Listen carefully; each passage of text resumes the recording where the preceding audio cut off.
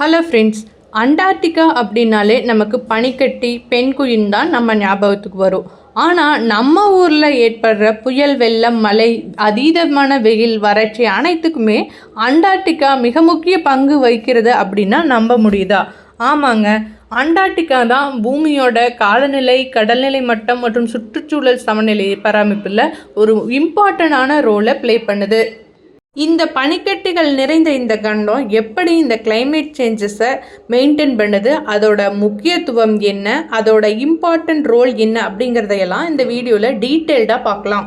புவி வெப்பமடைதல் போன்ற world level climate சேலஞ்சஸை accept பண்ணிக்கிறதுக்கு இந்த அண்டார்டிகாவை அண்டர்ஸ்டாண்ட் பண்ணிக்கிறது அப்படிங்கிறது ரொம்ப ரொம்ப முக்கியம். இந்த அண்டார்டிகா நம்ம பூமியிலேருந்து தெற்க இருக்கிறனாலும் ப்ளஸ் ரொம்ப தூரத்தில் இருக்கிறனாலும் நம்ம பெரும்பாலும் அதை பெருசாக கவனிக்கிறது இல்லை. இருந்தாலும் இதில் நிறைய பனிக்கட்டிகள் மற்றும் உறைந்த நிலப்பரப்பு இருக்கிறது இதுக்கு ரொம்பவே நமக்கு இம்பார்ட்டண்ட்டாக இருக்குது. இது நம்ம பூமியோட காலநிலை, கடல் மட்டங்கள் மற்றும் சுற்றுச்சூழல் சமநிலையை பராமரிப்பில் ஒரு குரூசியலான ரோல் ப்ளே பண்ணுது. உலகளாவிய சுற்றுச்சூழல் சவால்களை எதிர்கொள்வதில் அண்டார்டிகாவோட பங்கு அப்படிங்கிறது ரொம்ப ரொம்ப முக்கியம். இந்த அண்டார்டிகாவோட மிக முக்கியமான ரோலே பூமியோட கிளைமேட் சேஞ்சஸை பேலன்ஸ் பண்ணுறது தான். ஆல்பிடோ விளைவு மூலமாக சூரிய ஒளியை பிரதிபலிக்கும் அதன் பாரிய பனிக்கட்டிகள் குளிர்ந்த உலக வெப்பநிலையை பராமரிக்கிறதுக்கு உதவுது. இது எப்படி இதை மெயின்டைன் பண்ணுது அப்படின்னு பார்த்தீங்கன்னா, புவி அதிகமாக வெப்பநிலை அடையும் போது அந்த ஹீட்டை கம்மி பண்ணுறதுக்காக பனிக்கட்டிகள் வேகமாக உருகுது. அதே சமயம் வெப்பநிலை குறைந்து ஈரப்பதம் அதிகமாக இருக்கும்போதும் கிளைமேட் கூலாக இருக்கும்போதும் பனிக்கட்டிகள் அதிகமாக சேர்ந்து கிளைமேட்டை மெயின்டைன் பண்ணுறதுக்கும் உதவுது. நம்ம ஒட்டுமொத்த உலகத்தோட 70% நல்ல நீரை இந்த கண்டம் பனிக்கட்டியில் தான் சேமிக்குது.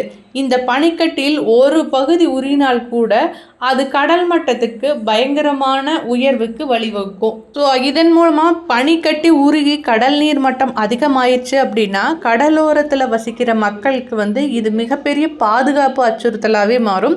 ஏன்னு பார்த்திங்கன்னா, அதில் ஏதாவது புயல், மழை அந்த மாதிரி வரும்போது அந்த தண்ணி அதிகமாக அந்த குடியிருப்புகளில் போகிறதுக்கு வாய்ப்புகள் அதிகம் அப்படிங்கிறதுனால ஸோ கடலோர பகுதிகள் பெருமளவிலே பாதிக்கப்படும் அப்படின்னுங்கிறாங்க. சப்போஸ் இந்த போக்கு தொடர்ந்து நடந்துச்சு அப்படின்னா பனிக்கட்டிகள் அதிகமாக உருகி கடல் நீர் மட்டம் அதிகமாகவே இருந்துகிட்டே இருக்கும். ஸோ இதனால் மக்கள் அந்த பகுதிகளை நிரந்தரமாக விட்டு வெளியேறக்கூடும். ஸோ இதுதான் பனிக்கட்டி உருவதோட முக்கியத்துவத்தை நமக்கு உணர்த்துது. பூமியோட கிளைமேட் சேஞ்சஸ் ஹிஸ்ட்ரியில் இயற்கையான காப்பகமாக தான் இந்த அண்டார்டிகா செயல்படுது. இந்த கண்டத்தோட ஆழத்திலிருந்து, அதாவது பனிக்கட்டியிலிருந்து பிரித்தெடுக்கிற சாம்பிளில் வச்சு இந்த பாஸ்டில் காலநிலை மாற்றங்கள் எப்படி இருந்தது, இனிமேல் ஃப்யூச்சரில் எப்படி இருக்கும் அப்படிங்கிறத நம்ம கணிக்க முடியும்.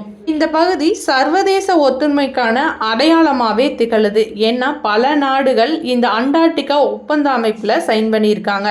இந்த நாடுகள் எதுக்காக இந்த அண்டார்டிகாவை யூஸ் பண்ணுறாங்க அப்படின்னு பார்த்தீங்கன்னா, ஒன்லி சயின்டிஃபிக் ரிசர்ச்காக மட்டுமே தான் யூஸ் பண்ணுறாங்க.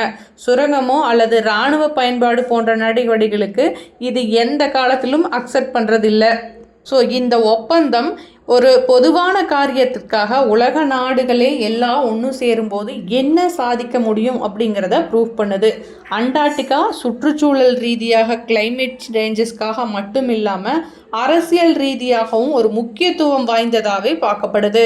தற்போது அதீதமான புவி வெப்பம் காரணமாக அண்டார்டிகா வேகமாக மெல்ட் ஆகிட்டும் வருது.